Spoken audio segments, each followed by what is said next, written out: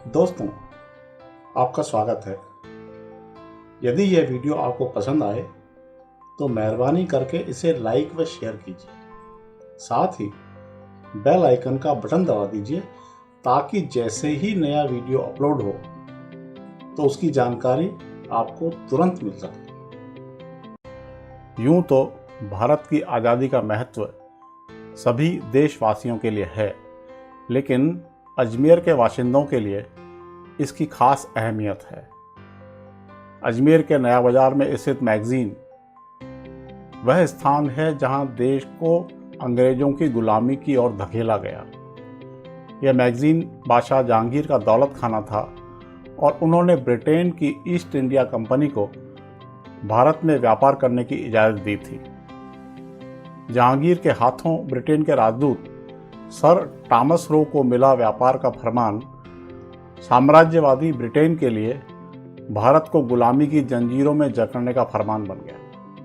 हजारों स्वाधीनता सेनानियों की शहादत के बाद 14 अगस्त 1947 की रात 12 बजे जब भारत की आज़ादी का ऐलान हुआ, तब दिल्ली के लाल किले पर तो ब्रिटेन का झंडा यूनियन जैक उतारकर तिरंगा झंडा फहराया ही गया।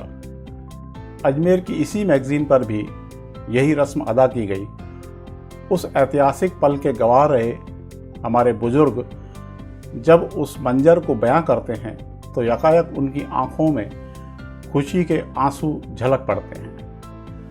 हजारों लोगों की मौजूदगी में मनाए गए आज़ादी के इस जश्न का वरिष्ठ कांग्रेसी पीसी जैन ने कुछ साल पहले अपने आलेख में इस तरह वर्णन किया था। देश के आज़ाद होने की सुगबगाहट तो पहले से थी, सो हजारों लोग नया बाजार में एकत्र हो गए। सभी स्वाधीनता के पहले पल का गवाह बनकर उस जश्न में डूब जाना चाहते थे। सभी की एक ही इच्छा थी कि आज़ादी का जयघोष एक साथ करें। हर चेहरे पर असीम खुशी और दिल में उमंग थी। मैगजीन का विशाल ऐतिहासिक भवन रात के अंधेरे में रोशनी से नहाया हुआ था। रात ठीक 12:01 पर हुए समारोह में तत्कालीन शहर कांग्रेस अध्यक्ष जीतमल लूणिया ने आज़ादी की घोषणा की।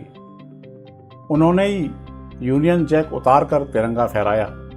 जैसे ही तिरंगा फहराया गया, मौजूद सभी लोगों ने गगनभेदी जयघोष किया, जिसकी आवाज़ धानमंडी तक सुनाई दी। इस मौके पर राष्ट्रीय ध्वज को 21 बंदूकों की सलामी दी गई और सभी ने सामूहिक रूप से राष्ट्रगीत वंदे मातरम गाया।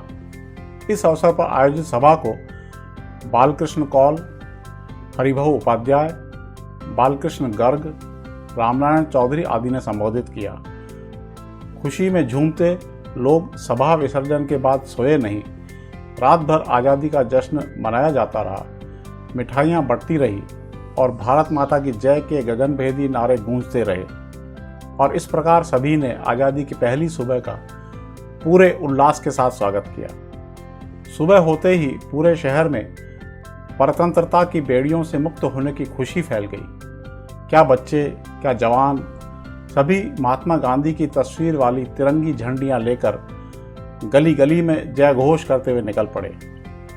कोई पटाखे छुड़ाते हुए खुशी का इजहार कर रहा था तो कोई मिठाई बांटकर गौरवान्वित अनुभव कर रहा था। सभी स्कूलों में भी बच्चों को मिठाइयाँ बांटी गई। अनेक जत्थे रैली की शक्ल में शहर भर में घूमते रहे। किसी ने झांकी सजाई तो किसी ने स्वागत द्वार।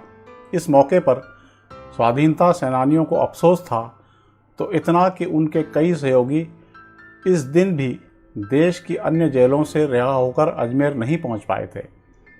उनमें से पंडित ज्वाला प्रसाद शर्मा भी शामिल थे, जो जेल से फरार होने के बाद अजमेर से बाहर कहीं छिपे हुए थे।